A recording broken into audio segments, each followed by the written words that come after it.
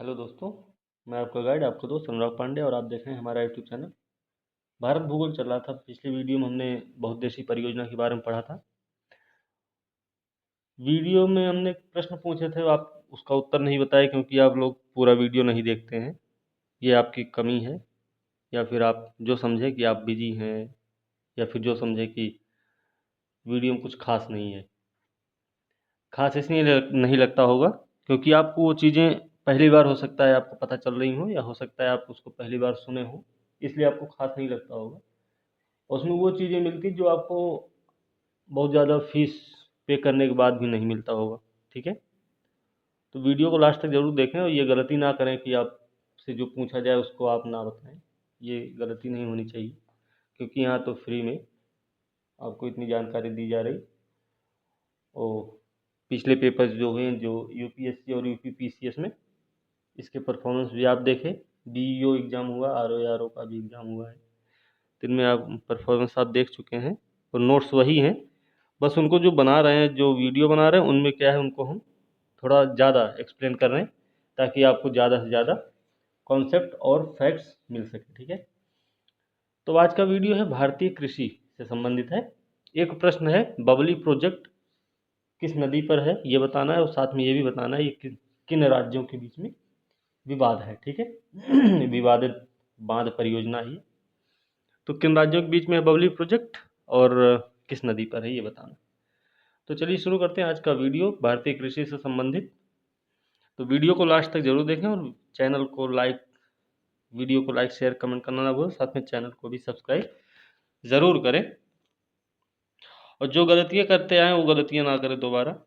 उम्मीद है कि आप लोग समझेंगे उस चीज़ को और लग जाएंगे अच्छे से। ठीक है, अभी तक बहुत सारी गलतियाँ हुई हैं, तो गलतियों को सुधारे जो, वो अच्छा होता है, ना कि वो जो बार बार गलती करके भी गलती करता है। ठीक है, तो गलती नहीं होनी चाहिए। एक बार गलती करके आदमी को सीखना चाहिए। ठीक है, तो आज का वीडियो है भारतीय कृषि। सबसे पहले आएगा भारतीय कृषि का महत्व क्या है। भाई, भारतीय कृषि, भारत में कृषि का महत्व क्या है। सबसे बड़ी चीज़ तो यही है कि लोगों को खाद्य पदार्थ की आपूर्ति करती है कृषि। ठीक है, दूसरी चीज़ है कि भारत में तो निर्यात की आय में बहुत बड़ा योगदान है इसका। ठीक है, इस तरीके से थोड़ा सा इसको देख लेते हैं। जैसे भारतीय कृषि का महत्व, तो भारतीय कृषि कैसी है। पहली बात तो श्रम प्रधान है। ठीक है, श्रम प्रधान ही है ना, पहली चीज हो गई। तो महत्व इसका ये है कि भारतीयों का मुख्य व्यवसाय है ये। ठीक है, कितना, लगभग 55% लोग खेती करते हैं आज भी। 2011 की जनगणना के अनुसार, 2011 की जनगणना के अनुसार दिया होगा 55% ये दिया, 55 ये। ठीक है, तो 55% लोग कृषि करते हैं, तो भारतीयों का मुख्य व्यवसाय है। दूसरी चीज, अर्थव्यवस्था की रीढ़ कहते हैं इसको, भारतीय अर्थव्यवस्था की रीढ़ कहते हैं। ठीक है, कच्चा माल भी उपलब्ध कराता ना उद्योग धंधों को। जनसंख्या का 2/3 भाग क्या करता है, जीविका के लिए कृषि पर निर्भर है। भारत की जनसंख्या का 2/3 भाग जीविका के लिए कृषि पर निर्भर है। निर्यात की आय में बहुत बड़ा योगदान है कृषि का ही। इसके अलावा खाद्य पदार्थ की उपलब्धता, साथ में कृषि आधारित उद्योगों के लिए कच्चा माल जैसे जूट, कपास, चीनी। ठीक है, नील भी है इसमें, मसाले भी उसी में आते हैं। ठीक है, तिलहन उलहन वाले जो उद्योग होते हैं ये सब, इन सब के लिए कच्चा माल उपलब्ध होता है। ठीक है, तो अतः कृषि क्या है, भारतीयों की जीविका का महत्वपूर्ण साधन है और अत्यधिक रोजगार उपलब्ध कराने में महत्वपूर्ण भूमिका निभाता है भारतीय कृषि। ठीक है, तो चलिए अभी इतना हो गया, अब इस पे आते हैं थोड़ा सा। तो भारत की अर्थव्यवस्था में कृषि महत्वपूर्ण भूमिका है। 2011 की जनगणना के अनुसार 55% आबादी कृषि में आज भी संलग्न है। देश के सकल मूल्य संवर्धन में 16.4% का योगदान है। भारतीय कृषि का। ठीक है, तो भारतीय कृषि का 16.4% योगदान है सकल मूल्य संवर्धन में। ठीक है, अब बात करें कि पहले कृषि विश्वविद्यालय की भारत में, तो 1960 में खुला गया था पंतनगर, उत्तराखंड में इस समय पड़ता है, और तत्कालीन उत्तर प्रदेश में था। ठीक है, तत्कालीन उत्तर प्रदेश में पंतनगर है, वहाँ पे 1960 में स्थापित हुआ था पहला कृषि विश्वविद्यालय पूरे भारत का, ना कि उत्तर प्रदेश का। ठीक है, इस समय इसका नाम हो गया है उत्तर प्रदेश कृषि विश्वविद्यालय था, बाद में इसका नाम बदल दिया गया, नाम रखा गया जीबी पंत, गोविंद बल्लभ पंत। ठीक है, ठीक है, बात करेंगे कृषि जलवायु प्रदेश हैं,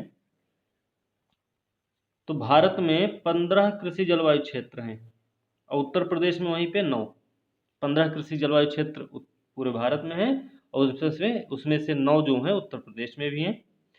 नेशनल ब्यूरो ऑफ सॉइल सर्वे है, ठीक है, संस्था है, ये क्या बताई कि भारत में 20 कृषि पारिस्थितिक क्षेत्र हैं, उत्तर प्रदेश में भी उतने ही हैं। ठीक है, कृषि जलवायु क्षेत्र और कृषि पारिस्थितिक क्षेत्र।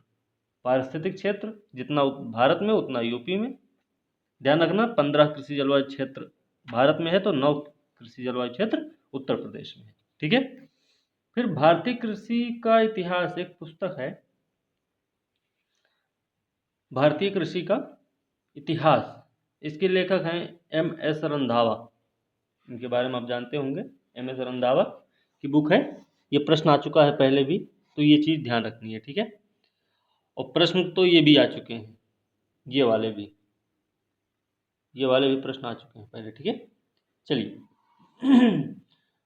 खाद्य कृषि संगठन नाम है FAO, FAO खाद्य कृषि संगठन बताता है कि खाद्यान्न को अगर सुरक्षित भंडारण करना है तो उस समय सापेक्षिक आर्द्रता जो होनी चाहिए वो होनी चाहिए 14% की।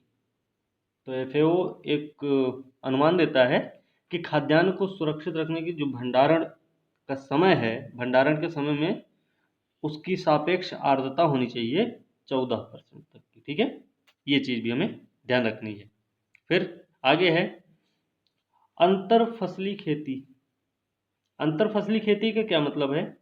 एक ही साथ में एक ही भूमि पर 2 या 2 से अधिक फसलों को उगाना। अंतर फसली मतलब ऐसे हमने क्यारियां बनाई हैं, खेत है, इसमें गेहूं, इसमें सरसों, इसमें मटर, इसमें चना, ऐसे करके फिर यहाँ पे आलू बो दे, फिर यहाँ पे कुछ और बो दे, ऐसे ये अंतर फसली हो जाएगी। ठीक है, इसी को बोलते हैं अंतर फसली। और मिश्रित कृषि किसको बोलते हैं? मिश्रित कृषि तब बोलते हैं जब कृषि के साथ साथ पशुपालन का भी काम किया जाए, तो उसको बोलेंगे मिश्रित कृषि। ध्यान रखना कहीं मिश्रित कृषि कुछ और ना समझ जाए। ठीक है, तो कृषि के साथ पशुपालन का जब काम होता है तो उसको मिश्रित कृषि खेती बोलते हैं। और ठेकेदारी अनुबंध कृषि होती है एक। अनुबंध कृषि के बारे में सुने होंगे, पहले भी अनुबंध कृषि होती थी। कैसे होती थी अनुबंध कृषि? नीलहर लोगों से, नीलहर किसानों से होती थी, जैसे 3 कठिया प्रथा थी, 3/20 भाग में नील उगाना है। ठीक है, इस तरीके से तो वो भी अनुबंध टाइप का था कि कपास के लिए देखिए यहाँ पे जब महाराष्ट्र क्षेत्र में, पश्चिमी क्षेत्र में जब कपास के लिए क्या हुआ कि उनको बोला गया कि आप उगाइए, हम आपको अग्रिम ऋण देंगे। ठीक है, हम आपको पैसा दे देंगे, आप उगाइए, फिर हम उसको ले जाएंगे अपने पास। ठीक है, ये अनुबंध कृषि है कि एक किसी बड़े आदमी के साथ या कंपनी के साथ एक अनुबंध हो जाता है। अनुबंध किसी एक किसान के साथ नहीं, हो सकता है वो किसी गांव के साथ हो, या हो सकता है किसी बड़े क्षेत्र के साथ होगा। ठीक है, तो अनुबंध कृषि, तो अनुबंध कृषि में अग्रणी भूमिका निभाता है पंजाब, ध्यान रखना। ठीक है, अनुबंध कृषि में या ठेकेदारी कृषि में अग्रणी भूमिका कौन निभाता है? पंजाब। उत्तर प्रदेश, पंजाब, हरियाणा की बात करें तो ये प्रमुख अन्न उत्पादक राज्य हैं। उत्तर प्रदेश, पंजाब, हरियाणा। ठीक, देश के कुल खाद्यान्न उत्पादन में उत्तर प्रदेश का अंशदान सबसे ज़्यादा है, आज भी है, पहले भी था। ठीक है। तो उत्तर प्रदेश का योगदान देश के कुल खाद्यान्न उत्पादन में सबसे ज़्यादा आज भी है। और यहाँ की सबसे प्रमुख फसलें क्या हैं? गेहूं, गन्ना, आलू, धान। धान में तो सबसे ज़्यादा उत्पादन करता है धान का पश्चिम बंगाल। लेकिन धान के तहत धान का जो क्षेत्र है उत्तर प्रदेश में सबसे ज़्यादा है। ये चीज़ ध्यान रखना। धान का क्षेत्र के हिसाब से अगर बोला जाए कि धान का क्षेत्र सबसे ज़्यादा किस राज्य में है, तो आपको याद होना चाहिए कि वो उत्तर प्रदेश में है। ठीक है, ये चीज़ आपको पता होनी चाहिए। ठीक है, अब एक चीज़ और देखते हैं, भारतीय कृषि की विशेषता। भारतीय कृषि की विशेषता, तो विशेषता क्या हो सकती है भारतीय कृषि की? पता होनी चाहिए, आप लोगों को पता भी हो। तो प्रति व्यक्ति भूमि की निम्न उपलब्धता है। 0.29 हेक्टेयर जमीन लोगों के पास, प्रति व्यक्ति के हिसाब से देखा जाए तो 0.29 हेक्टेयर एक विशेषता ये भी है भारतीय कृषि की, प्रति व्यक्ति भूमि की निम्न उपलब्धता। ये इसका रीजन क्या भाई? इसका रीजन है जनसंख्या बहुत ज़्यादा हमारे यहाँ। कितनी है? 121, अब तो 130 उस करोड़ हो गई होगी, इसके भी ऊपर चले गए होंगे, लॉकडाउन तो बढ़ा। ठीक है, तो उससे और भी हो सकता है। ठीक है, दूसरी खाद्यान्न फसलों की प्रधानता है। ठीक है ना, खाद्यान्न फसलों की प्रधानता भी है। कैसी प्रधानता? जीविकोपार्जी रूप में है, जीविकोपार्जी स्तर पर है। ठीक है, इसके अलावा फिर प्रकृति पर अत्यधिक निर्भरता, जैसे मानसून पर निर्भर करती है खेती हमारी। मानसून का जुआ बोलते हैं हम भारतीय कृषि को। तो प्रकृति पर अत्यधिक निर्भरता है, मौसम का मनमानेपन का शिकार हो जाती है, कभी सूखा तो कभी बाढ़, ऐसा होता है। फिर उसके अलावा निम्न उत्पादन है, निम्न उत्पादन भी विशेषता है भारतीय कृषि की। ये क्यों? क्योंकि तकनीकी पिछड़ापन है। ठीक है, दूसरी चीज लोगों के पहुंच से बाहर भी है। भाई पैसा नहीं होता उनके पास तो कहाँ से लेंगे? बैल से खेती आज भी करते हैं लोग दूर दराज गाँव में। निम्न किस्म के उनके पास बीज हैं, कृषि की परंपरागत विधियां वही बताए, बैल, हल को वही सब यूज करते हैं लोग। ठीक है, मशीनीकरण का निम्न स्तर है, निम्न उत्पादन है। उसके अलावा फिर कृषि में मशीनीकरण का निम्न स्तर है, मतलब श्रम प्रधान कृषि है। हमने सबसे पहले श्रम प्रधान ही बता दिया था, तो श्रम प्रधान ये भी एक विशेषता है। क्यों? क्योंकि मशीनीकरण का निम्न स्तर है, यहाँ पे लोगों की पहुंच से बाहर है, भाई बहुत महंगा है। उसके अलावा फिर जीविकोपार्जी कृषि पर ज्यादा जोर देते हैं लोग। ये ऐसा क्या है? इसका मतलब ये है कि लोग सोचते हैं इतना हो जाए कि खाने भर का हमारे पास रहे। ठीक है, खाना खर्चा इसी पे जो ज़्यादा जोर देते हैं लोग। ठीक, फिर फसलों की बाहुल्यता, फसलों की बाहुल्यता भी, ठीक है ना, ये भी एक भारतीय कृषि की विशेषता। तो भारतीय कृषि की विशेषता को ध्यान में रखना है। ठीक है, चलिए अब देखते हैं यहाँ पे क्या है। भारत में सबसे ज़्यादा उर्वरक उपभोग करने वाले राज्य हैं, सबसे ज़्यादा उर्वरक उपभोग करने वाले राज्य हैं। इसमें उत्तर प्रदेश सबसे ज़्यादा की बात हो रही है, ना कि प्रति हेक्टेयर के हिसाब से। ठीक है, तो सबसे ज़्यादा में उत्तर प्रदेश है, फिर आंध्र प्रदेश है, फिर महाराष्ट्र है, फिर मध्य प्रदेश, पंजाब, उसके बाद कर्नाटक।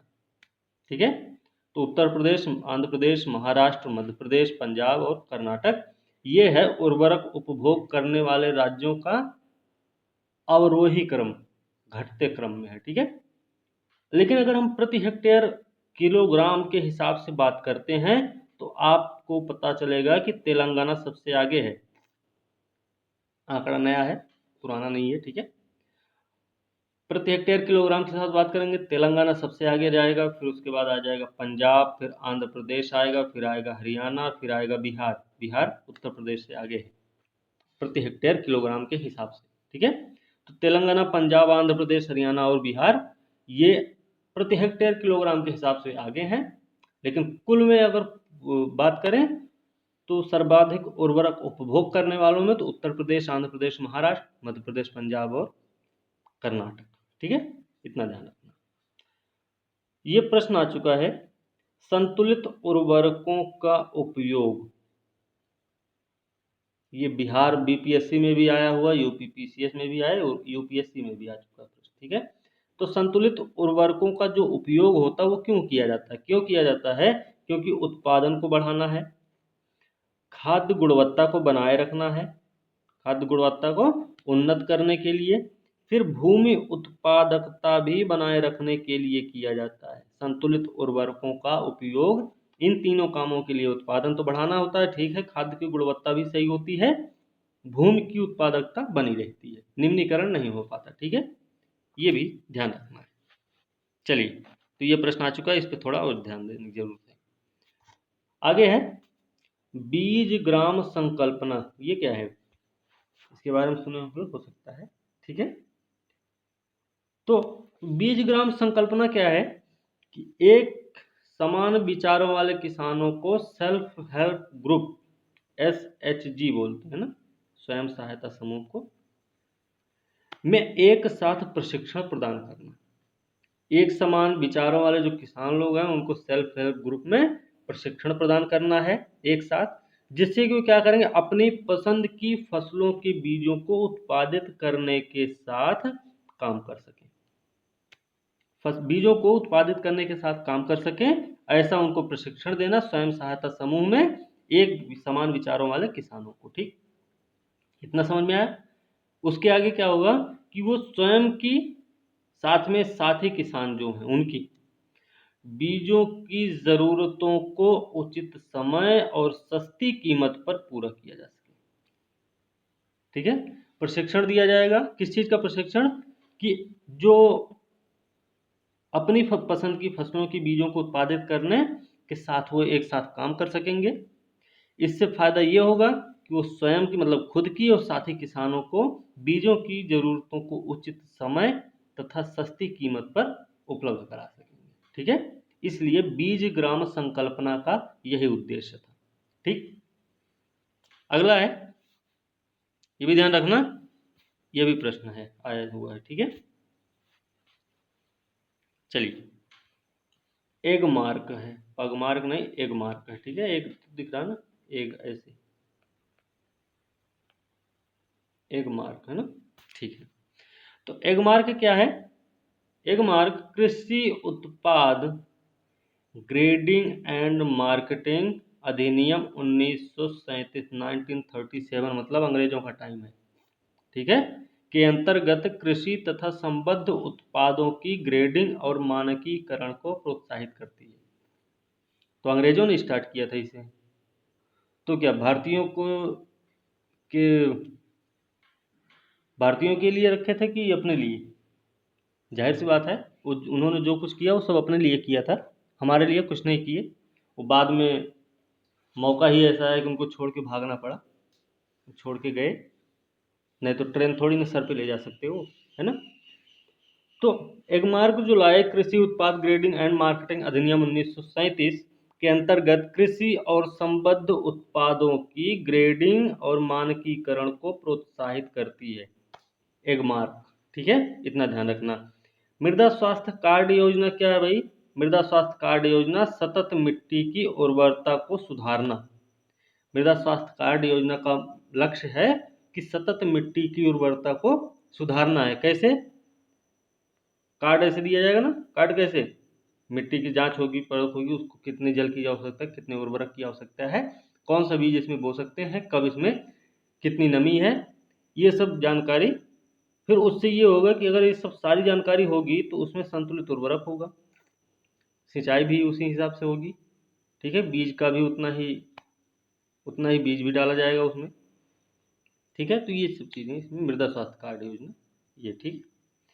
प्रधानमंत्री ग्राम सिंचाई योजना, प्रधानमंत्री ग्राम सिंचाई योजना पानी की बढ़ी हुई क्षमता और सिंचाई के लिए उपयोग में सुधार करना है। प्रधानमंत्री ग्राम सिंचाई योजना का उद्देश्य पानी की बढ़ी हुई क्षमता और सिंचाई के लिए उपयोग में सुधार करना, इसका लक्ष्य है प्रधानमंत्री ग्राम सिंचाई योजना का। ठीक है, परंपरागत कृषि विकास योजना क्या है भाई? परंपरागत कृषि विकास योजना, देखिए ये भी और ये भी। तो परंपरागत कृषि विकास योजना क्या है कि जैविक खेती का समर्थन करना, किसानों की आय में वृद्धि करना। कब तक वृद्धि होनी चाहिए? दोगुनी वृद्धि करनी। 2000 कब तक? 22 तक। 2022 तक किसानों की आय में वृद्धि होनी है। इसका यह मतलब थोड़ी नहीं कि उनका उत्पादन डबल हो जाएगा, 1 कुंतल की जगह 2 कुंतल हो जाए, है ना। उसमें क्या होगा कि खर्चे कम होने चाहिए।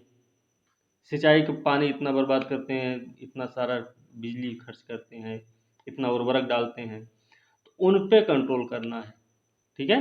जब उन पे कंट्रोल होगा तो ऑटोमेटिक क्या है कि उनका पैसा कम खर्च होगा, और जब पैसा कम खर्च होगा तो उनके जो जितना उत्पादन भी क्या होगा, उत्पादन भी बढ़ेगा उनका। और जो उत्पादन बढ़ेंगे, जब जैविक उर्वरक, जैविक खेती का समर्थन किया जाएगा, तो आपको पता है कि जब रासायनिक उर्वरक उसमें नहीं डाले जाएंगे जैविक खेती में, तो वो जो अनाज उत्पादित होगा वो क्या होगा, बीमारी से मुक्त रहेगा। ठीक है। लोग बीमार नहीं होंगे तो हॉस्पिटल भी नहीं जाएंगे, तब वो भी पैसा बचेगा, है ना। तो इस तरीके से सरकार का ये लक्ष्य है। ठीक है। इसको आप कई और तरीके से ना सोचें तो अच्छा रहेगा। इस तरीके से सरकार का लक्ष्य है। ठीक है। तो ये चीज़ ध्यान रखना है। तो सरकार इस चीज़ पे बढ़ावा देने के लिए परंपरागत कृषि विकास योजना को शुरू किया है। ठीक है। तो जैविक खेती का समर्थन करना है और किसानों की आय में वृद्धि करनी है। ठीक है। चलिए आगे है किसान क्रेडिट कार्ड योजना। क्या है ये? केसीसी, है ना। केसीसी योजना है। तो वाणिज्यिक बैंकों के द्वारा इसका क्रियान्वयन होगा, ध्यान रखना है। सहकारी बैंकों और क्षेत्रीय ग्रामीण बैंकों के द्वारा संचालित किया जाएगा। वाणिज्यिक बैंकों के द्वारा क्रियान्वयन किया जाएगा, सहकारी बैंक और क्षेत्रीय ग्रामीण बैंकों के द्वारा इसको संचालित किया जाएगा। किसान क्रेडिट कार्ड योजना, तो ध्यान रखना किसके द्वारा कार्य क्रियान्वित किया जाएगा, किसके द्वारा संचालित हो रहा है। ठीक है। वाणिज्यिक बैंक कौन? वाणिज्यिक बैंक आपके SBI, इलाहाबाद, ये सब आते हैं। ठीक है। बाकी सहकारी बैंक, क्षेत्रीय ग्रामीण बैंक आप जानते हैं। तो ये सब है। ठीक।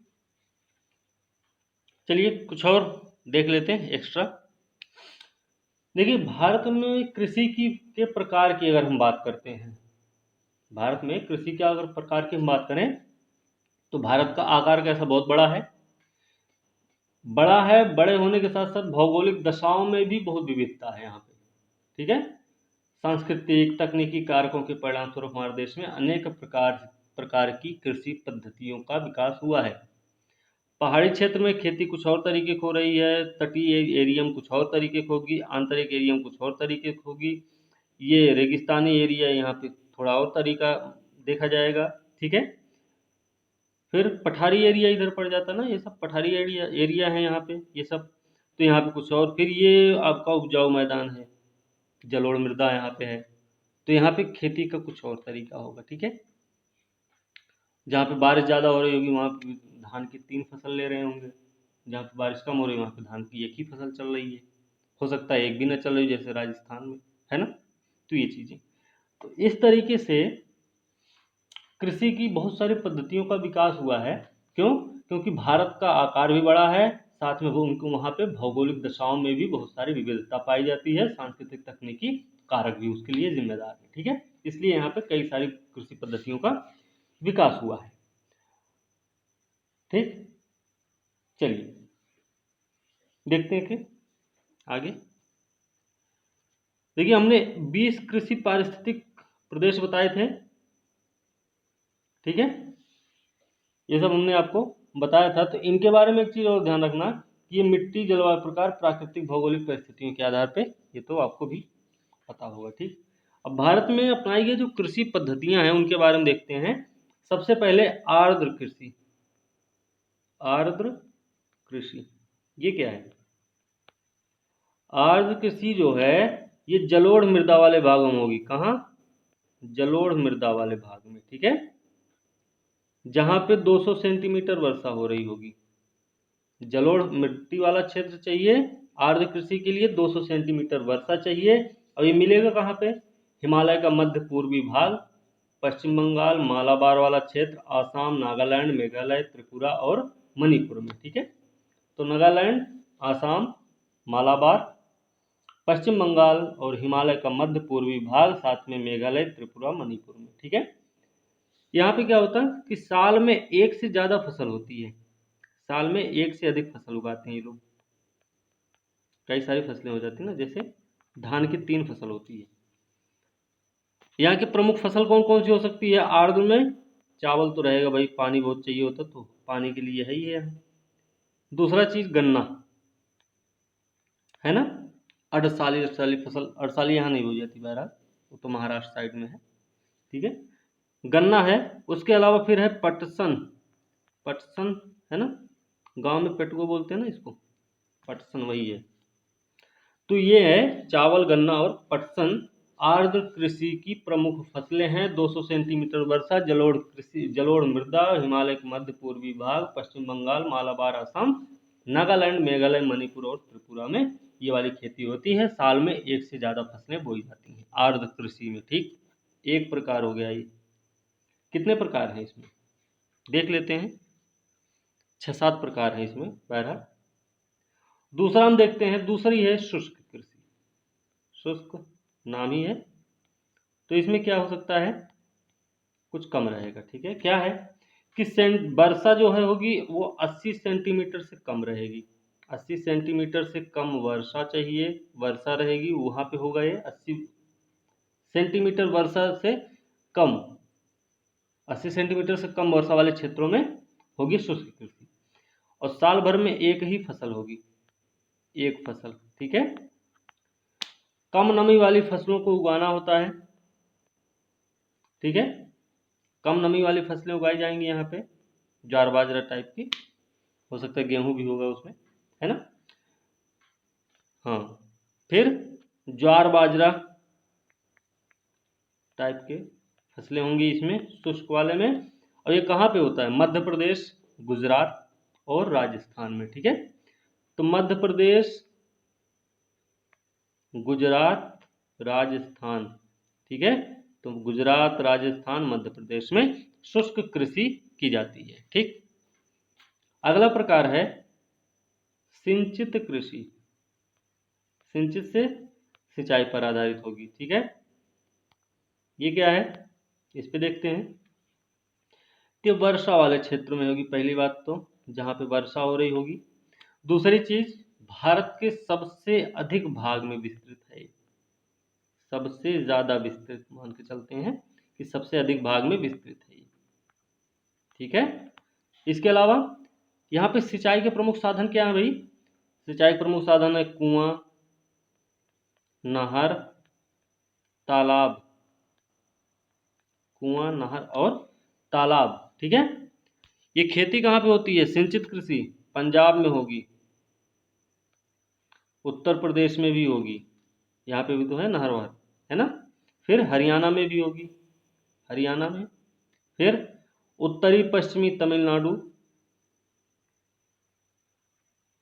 नॉर्थ वेस्ट तमिलनाडु में। ठीक है, फिर प्रायद्वीपीय नदियों वाले भाग में, प्रायद्वीप की जो नदियां हैं वहाँ पे भी, मतलब पंजाब, उत्तर प्रदेश, हरियाणा, नॉर्थ वेस्ट तमिलनाडु और प्रायद्वीप वाले क्षेत्र में जो नदियों के डेल्टा क्षेत्र है उसमें होती है। ठीक है, यहाँ पे भी गेहूं है, चावल है और गन्ना है। आर्द्र से एक फसल कम है यहाँ पे, क्या?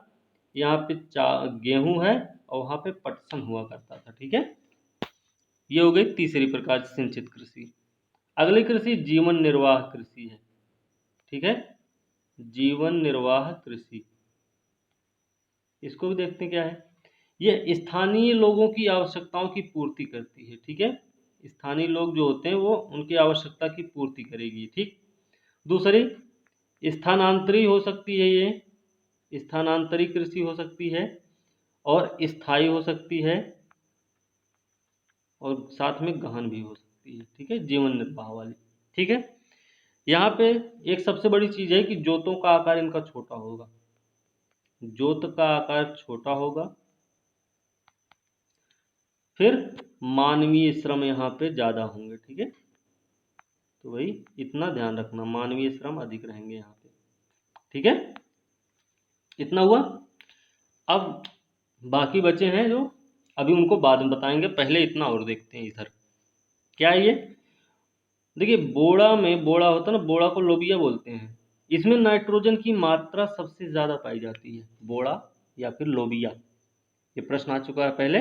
तो बोड़ा या फिर लोबिया में नाइट्रोजन की मात्रा सबसे ज़्यादा पाई जाती है। अगर हम बात करें पुनर्भरण योग्य भौम जल संसाधन में संपन्न राज्य के बारे में, तो आपको याद होना चाहिए कि उत्तर प्रदेश सबसे आगे है, आज भी है।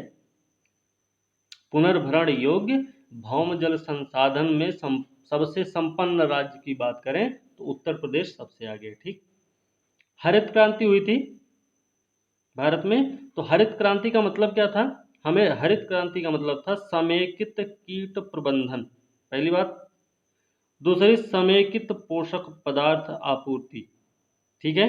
तीसरी चीज क्या थी? इसका मतलब यही था, समेकित प्राकृतिक संसाधन प्रबंधन। ठीक है।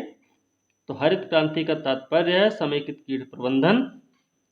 स्टेटमेंट के रूप में ऐसे ही आ सकता है, 3 दे देगा, तीनों ये, फिर 1 2 3 सही कि 1 2 सही, 1 3 सही, 2 3 सही, ऐसे करके दे देगा, तो आपको सही होना करना पड़ेगा। ठीक। तो समेकित कीट प्रबंधन, समेकित पोषक पदार्थ आपूर्ति, साथ में समेकित प्राकृतिक संसाधन प्रबंधन। ठीक है ना। चलिए ये वाला देखिए, ये वाला प्रश्न आया हुआ था पीसीएस में, है ना। भूमध्यसागरीय प्रदेश खट्टे रसीले फलों के लिए प्रसिद्ध हैं, अतः यहाँ पर शराब उत्पादन का काम बहुत बड़े पैमाने पर होता है। ऐसा आया था ना प्रश्न एक पीसीएस में। ठीक है। तो ये लाइन अगर आप पढ़े होते पहले तो आपको पता होता। हो सकता है आप सही किए हो, ना हो सकता है गलत तो किए होंगे। ठीक है, कुछ ना कुछ तो करके ही आए हैं। तो भूमध्यसागरीय प्रदेश खट्टे रसीले फल के लिए प्रसिद्ध है, और यहाँ पे क्या है, इसका इसका ये रीजन है कि यहाँ पे शराब उत्पादन का काम बहुत बड़े पैमाने पर होता है। आपको पेरिस के बारे में पता, सुरा और सुंदरियों के लिए प्रसिद्ध है वो, है ना। शराब उत्पादन के लिए प्रसिद्ध है। ठीक है, तो ध्यान रखना। हो गया। चलिए अभी कृषि के कुछ प्रकार बचे हुए हैं। तो एक जीवन निर्वाह तक हमने देखा था, 4 हो गए थे। 5वां नंबर हम देखते फिर। 5वां नंबर है वाणिज्यिक कृषि। वाणिज्यिक कृषि कौन सी है भाई? वाणिज्यिक कृषि का मतलब बाजार में बेचने के लिए फसलों का उत्पादन किया जाता है। बेचने के लिए का मतलब क्या है? उद्योगों को कच्चा माल देना है। ठीक है, जैसे कपास है, पटसन है, कपास है, जूट है, ये सब। ठीक है। तो बाजार में बेचने के लिए फसलों का उत्पादन करना होता है। अब जैसे हम गन्ने की बात करें, गन्ना क्या वाणिज्यिक फसल है ना। तो गन्ना यूपी में होता है, महाराष्ट्र में, है ना।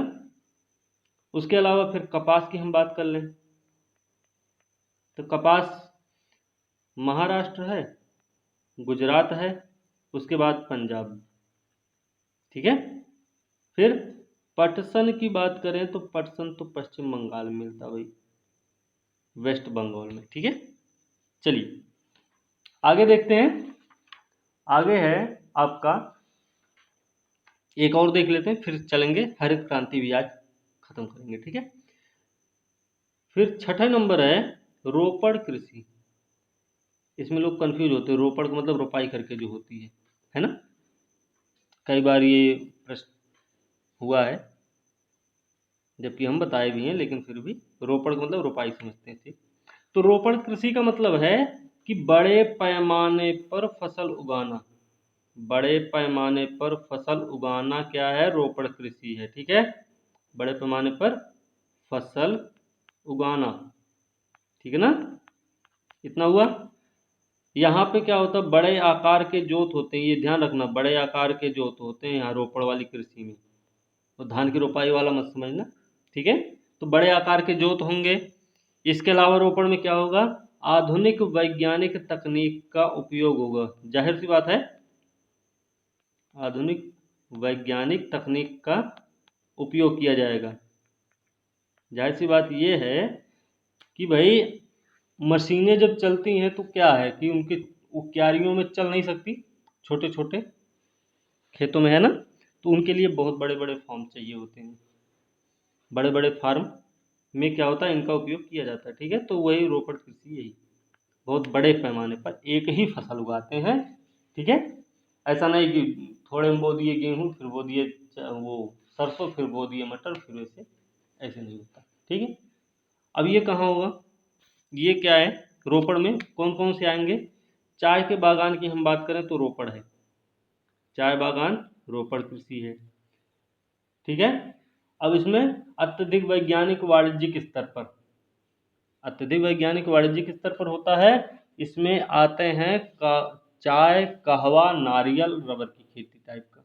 ठीक है, चाय, कहवा, नारियल, रबर की खेती जो होती है, ये सब क्या है, रोपड़ कृषि के उदाहरण है। ठीक है, अगली कृषि सातवीं नंबर कृषि क्या है हमारे यहाँ, स्थानांतरित कृषि, काटो और जलाओ भी बोलते हैं इसको, है ना, काटो और जलाओ तो बोलते ही हैं, लेकिन भारत में इनके भी स्थानीय नाम हैं, कहीं पे कुमारी तो कहीं पे पोडा, कहीं पे कुछ ऐसे ही बोलते हैं ना, तो कई सारे नाम हैं इनके, ध्यान रखना, और कहीं पे झूम कृषि भी बोलते हैं इसको। तो स्थानांतरित कृषि में क्या करते हैं, वन भूभाग को साफ करके उस पर फसल उगाते हैं। ठीक है, वन भूभाग को साफ कर देते हैं, फिर उसके बाद वहां पे फसल उगाने लगते हैं। वन भूभाग को साफ करके स्थानांतरित कृषि में फसल को उगाते हैं। और ये कहाँ पे, मेघालय, मणिपुर, त्रिपुरा में, मेघालय, मणिपुर, फिर त्रिपुरा में। ठीक है, ये भी ध्यान रखना, इनके स्थानीय नाम है, यहाँ पे इनके स्थानीय नाम के बारे में नहीं दिया गया है, वो हम आपको बताएंगे बाद में। ठीक है, तो ये हो गई स्थानांतरित कृषि। अभी तो पहाड़ पर वाली कृषि तो बची है, क्या नाम है उसका, सीढ़ीदार खेती, है ना, ये है 8वां नंबर हमारा। आप भी सोचेंगे कितनी कृषि पढ़ा दे रहा है, इतनी तो कृषि आप जानेगी भी नहीं, है ना। तो सीढ़ीदार कृषि कहाँ है भाई, सीढ़ीदार कहाँ पे होगी, हिमालय वाले क्षेत्र में, हिमालय क्षेत्र है या प्रायद्वीपीय क्षेत्र है, पहाड़ी ढाल पर ही होगी सीढ़ीदार खेती, वो चाहे हिमालय का एरिया हो, चाहे पश्चिमी घाट पूर्वी घाट का क्षेत्र हो, चाहे वो आपका प्रायद्वीपीय पहाड़ी वाला ढाल हो। ठीक है, ठीक है, ये चीज ध्यान रखना। यहाँ पे क्या है, सीढ़ीदार खेती क्या करती है कि मिट्टी और जल को संरक्षित करने की क्षमता होती है इसमें, सीढ़ीदार खेती में मिट्टी जल को संरक्षित करने की क्षमता होती है। ऐसे बनाते हैं, ऐसे, फिर ऐसे, फिर ऐसे, ये ढाल है ना पहाड़ों का, इसी पे ऐसे बनाते रहते हैं, ऐसे, यहाँ से पानी गिरा इस पे आएगा, इस पे गिरा यहाँ जाएगा, यहाँ से गिरा यहाँ, नीचे नीचे, ऐसे ही होता है। ठीक है, इसमें ज़्यादा श्रम की ज़रूरत होती है ना, तो इसमें कठोर श्रम की ज़रूरत होती है, किसमें, सीढ़ीदार खेती में कठोर श्रम चाहिए होता है इसमें। साथ में एक चीज़ ये भी बता दें कि उत्तर पूर्वी राज्यों में ज़्यादातर होता है। ठीक, तो उत्तर पूर्वी राज्यों में सबसे ज़्यादा होता है सीढ़ीदार खेती। ठीक, चलिए अब थोड़ा सा हम देखेंगे किसके बारे में, अभी अगला चैप्टर हमारा स्टार्ट होगा। ठीक है, फिर हम और बाकी अभी बची है कुछ कृषि के प्रकार बचे हुए हैं, कुछ और हैं, उसको हम बाद में बताएंगे। पहले हम पढ़ते हैं हरित क्रांति के बारे में, थोड़ा सा है बस, 10 मिनट लगेगा इसमें। ठीक है, देख लेते हैं इसको भी। हरित क्रांति, विश्व में हरित क्रांति के जनक किसको बोला जाता है भाई, Norman Ernest Borlaug, NE Borlaug. ठीक है, बोरलॉग को कुछ पुरस्कार भी दिए गए हैं, ये भी पता होना चाहिए कि उनको नोबेल भी मिला हुआ, अमेरिकी राष्ट्रपति का मेडल ऑफ फ्रीडम भी दिया गया है, कांग्रेसनल गोल्ड मेडल मिला है, साथ में 2006 में भारत को पद्म विभूषण भी दिया गया है इनको। ठीक है, किसको, नॉर्मन E बोरलॉग को। ठीक है, अब भारत में अगर हम बात करें तो भारत में हरित क्रांति के जनक कौन है, MS स्वामीनाथन, MS स्वामीनाथन है। ठीक है, तो हरित क्रांति का मतलब क्या था, हरित क्रांति भारत में जो शुरू हुई है वो हुई है उन्नत बीजों के प्रयोग के कार्यक्रम की शुरुआत USA आधारित रॉक फेलर, नाम है उसका, ध्यान रखना, रॉक फेलर लिखा होगा, रॉक फेलर फाउंडेशन है। ठीक है, इससे इसकी शुरुआत हुई। ठीक, अब देखिए, अच्छा, एम एस स्वामीनाथन भारत में हरित क्रांति के जनक माने जाते हैं। हरित क्रांति का मतलब क्या था, वहां तो तात्पर्य बताया हमने। ये देखिए कि इसके तहत उच्च उत्पादक बीजों का प्रयोग, उर्वरकों का अधिक प्रयोग, सिंचाई सुविधाओं के विकास पर बल, ये था हरित क्रांति के घटक। ये थे तीन घटक हैं ये, और वो थे तो उनका तात्पर्य था। हरित क्रांति का तात्पर्य और घटक दोनों अलग अलग हैं, ठीक है। तो घटक ये तीन हैं और तात्पर्य वो तीन रहे, ठीक, जो हम पहले बता चुके हैं पिछले वाले चैप्टर में, ठीक है। भारत में उन्नत बीजों के प्रयोग का जो कार्यक्रम हुआ वो यूएसए का रॉकफेलर फाउंडेशन के सहयोग से किया गया था, ये भी आपको पता होना चाहिए। अब हरित क्रांति क्या है, इसकी अभी विशेषताएं भी हैं। तो पहले हम देखें इसके चरण हैं। इसके तीन चरण हुए, 1, 2 और तीसरा। पहला 66 से 81 तक, 1966 टू 1981, 1966 से 1981 तक चला है। ये हरियाणा, पंजाब और पश्चिमी उत्तर प्रदेश में चला, प्रथम चरण। दूसरा चरण 81 से 95 तक चलाया गया, और तीसरे चरण की बात करें तो 95 से चल रहा है। ये पूरे भारत में विस्तृत है, ध्यान रखना है। तीसरे को लेके आता है स्टेटमेंट के रूप में प्रश्न भी, ठीक है। तो ये चीज ध्यान रखनी है हमें। हरित क्रांति का उत्पादन और उत्पादकता दोनों में सर्वाधिक लाभ अगर देखा जाए तो गेहूं को हुआ था, ठीक है ना। अब हम देख लेते हैं हरित क्रांति की विशेषता क्या रही है ना। हरित क्रांति की विशेषता इसमें नहीं दी गई है, ठीक है, विशेषता भी जानना जरूरी है। तो विशेषता ये रही है हरित क्रांति की, क्या विशेषता भाई, विशेषता है कि अधिक उपज वाले बीजों का प्रयोग।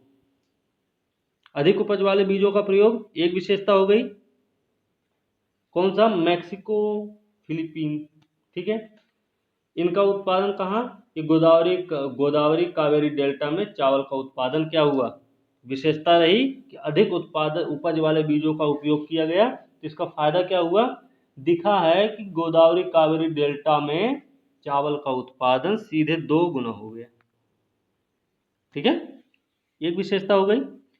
दूसरी विशेषता है रासायनिक खादों का उपयोग। रासायनिक खादों का उपयोग, लेकिन इसका कुप्रभाव भी हुआ। फायदा तो ये हुआ कि 2 गुना चावल ज्यादा हुआ, 2 गुना चावल उत्पादन हुआ है, लेकिन नुकसान भी हुआ रासायनिक खादों के उपयोग से कि भूमि का जो बंजरपन और अनुत्पादक होना, एक कुप्रभाव भी रहा है रासायनिक खादों के उपयोग का, ठीक है। फिर तीसरा क्या हो सकता है, तीसरा है कि शीघ्र पकने वाली फसलें। शीघ्र पकने वाली अगर फसलें होंगी तो उनको सिंचाई की आवश्यकता कम पड़ेगी, ठीक है, ये भी चीजें हैं। फिर सिंचित क्षेत्र में वृद्धि हुई, क्योंकि सिंचाई भी चाहिए, खेत में पानी नहीं पहुंचेगा तो फसल कहाँ से होगी, है ना।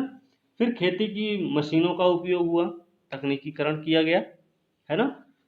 कृषि शिक्षा एवं अनुसंधान को भी बढ़ावा दिया गया। हरित क्रांति की विशेषता में ये भी शामिल है आपके। फिर बहुफसली कृषि, बताया था हमने, बहुफसली कृषि, है ना। फिर कीटनाशी फफूंदनाशी दवाओं का उपयोग, अब इसका भी नुकसान है। कीटनाशी फफूंदनाशी का उपयोग जो हुआ है, इसका नुकसान भी तो है।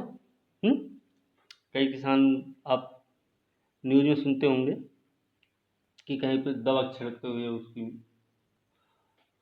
मृत्यु हुई किसी की, ऐसा कुछ होता रहता है ना, ये सब सुनते हैं। हालांकि सीमित क्षेत्र तक ही प्रभावित रही है, पहुंची है, लेकिन क्या हुआ कि पंजाब, हरियाणा, पश्चिमी उत्तर प्रदेश में हुआ, लेकिन इसका फायदा हुआ है, ठीक है।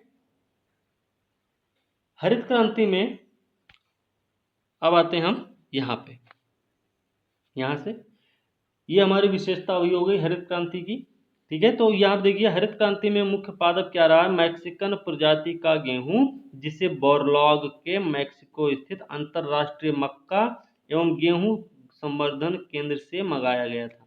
कहाँ से, मैक्सिको में है अंतरराष्ट्रीय मक्का गेहूं संवर्धन केंद्र, ध्यान ये भी रखना है वो किसका था, बोरलॉग का।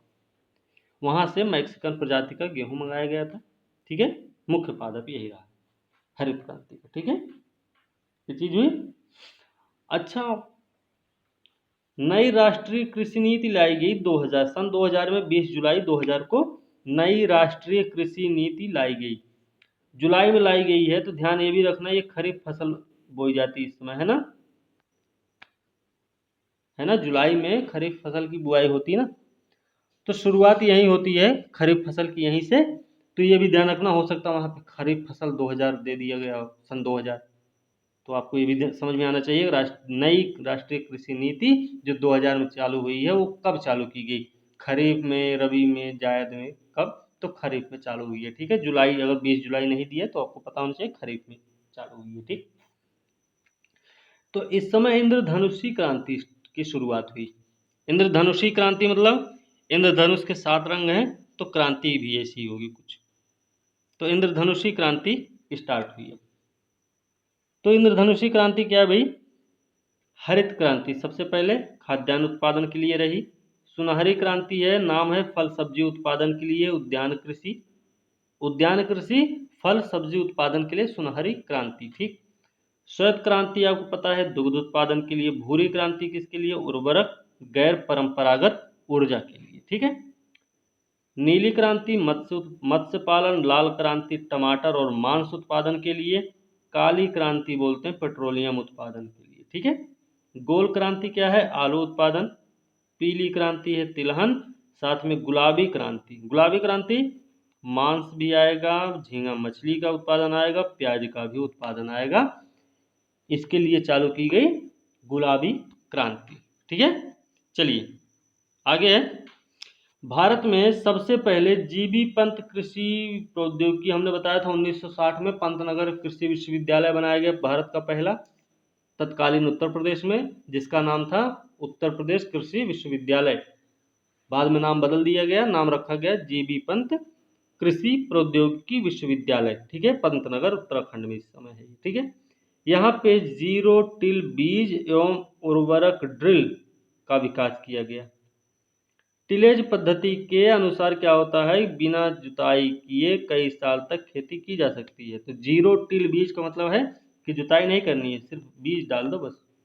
कुछ ऐसा तरीका अपनाया जाए कि बीज डाल दो, जुताई नहीं करनी वहाँ पे। ठीक है, तो ये शुरुआत की है जीबी पंत कृषि प्रौद्योगिकी विश्वविद्यालय पंतनगर ने। ठीक है ना, चलिए अभी कृषि बची थी ना, कृषि के प्रकार बचे थे, उनको देख लेते हैं क्या है।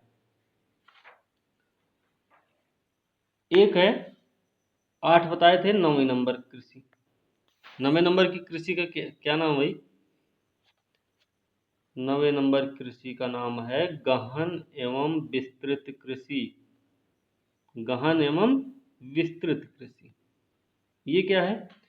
ये छोटे छोटे भूभागों पर अधिकतम मानव श्रम के द्वारा किया जाता है। एक नंबर कि छोटे छोटे भूभागों पर अधिकतम मानव श्रम के द्वारा ये वाली कृषि की जाए। कौन सी? गहन एवं विस्तृत कृषि। ठीक है, घनी जनसंख्या वाले भूभाग में होगी ये वाली कृषि।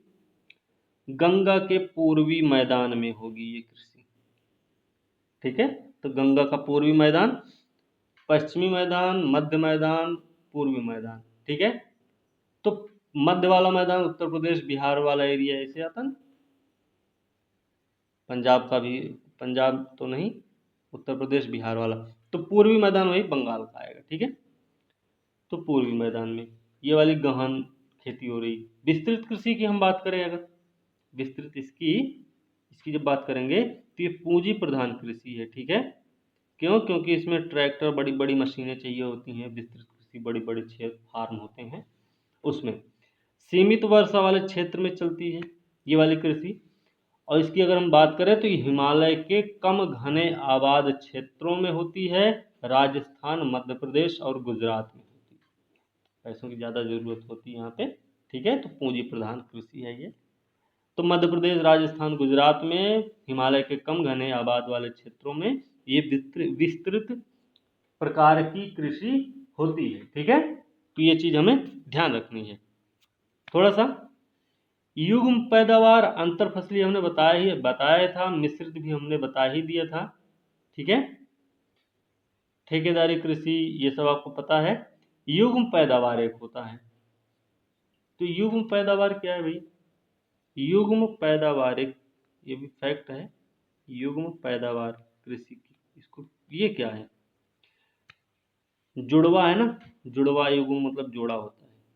तो युग्म है दो या दो से अधिक फसल एक ही भूमि पर एक फसल वर्ष में उगाना, दो या फिर इससे अधिक फसल है, इसका उत्पादन दो या दो से अधिक फसल क्या है, इसका उत्पादन एक ही भूमि होगी, भूमि तो एक ही रहेगी, है ना।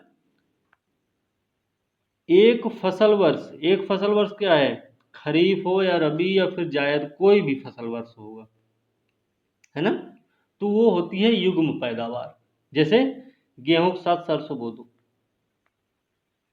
चना के साथ सरसों बो दूं, मटर के साथ सरसों बो दूं, है ना, तो ये युग्म पैदावार है, ठीक है, ऐसे ही, ठीक है ना।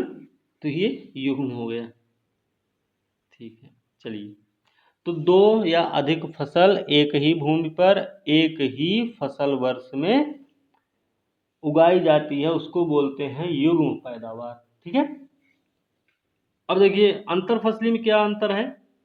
अंतर फसली वाली कृषि में अंतर ये था कि उस समय एक साथ एक ही भूमि पर दो या अधिक फसल उगाना, ठीक है, एक साथ एक ही भूमि पर दो या अधिक फसल उगाना, अंतर फसली, इस तरीके से बताए थे ना, इसमें कुछ ऐसे ही बोल। फिर मिश्रित कृषि हमने बताया था, मिश्रित कृषि में क्या अंतर है कि फसल तो होगी ठीक है, पशुपालन को भी बढ़ावा दिया जाएगा इसमें, ठीक है ना। तो ये आज का चैप्टर है, आज का वीडियो, उम्मीद है कि आपको समझ में आया होगा अच्छे से। और एक बार में अगर नहीं समझ में आए तो आप इसको दो बार भी देख सकते हैं, ठीक है। थोड़ा सा टाइम जाएगा, ऐसा भी नहीं कि आपके पास समय कम है, समय है, हमें भी पता है, सिर्फ आप समय इधर उधर ना गंवा के आप फोकस रखिए, तो अच्छे से याद हो जाएगा कुल मिला के आपको, ठीक है। तो आज का वीडियो हम यहीं पे समाप्त कर रहे हैं। और जो प्रश्न पूछे हैं बबली प्रोजेक्ट, उसके बारे में हमको बताना है ज़रूर, ठीक है। आज हम शुरू में ही पूछ लिए तो हो सकता है कुछ लोग बता देंगे, क्योंकि शुरुआत ही देखते हैं, अंत तक नहीं देख पाते वो लोग, टाइम ही नहीं रहता है ना, बहुत बिजी शेड्यूल है सबका। तो आज का वीडियो यहीं समाप्त करते हैं। वीडियो अच्छी लगी है, लगी होगी अच्छी, तो उसको लाइक शेयर कमेंट जरूर करें, और साथ में चैनल को सब्सक्राइब जरूर करें आप लोग, ठीक है। अगली वीडियो के साथ हम कल मिलेंगे, तब तक के लिए धन्यवाद। और अच्छे से देखते रहिए, पढ़ते रहिए, और पेपर ऊपर देते रहिए, ध्यान से पेपर दीजिए।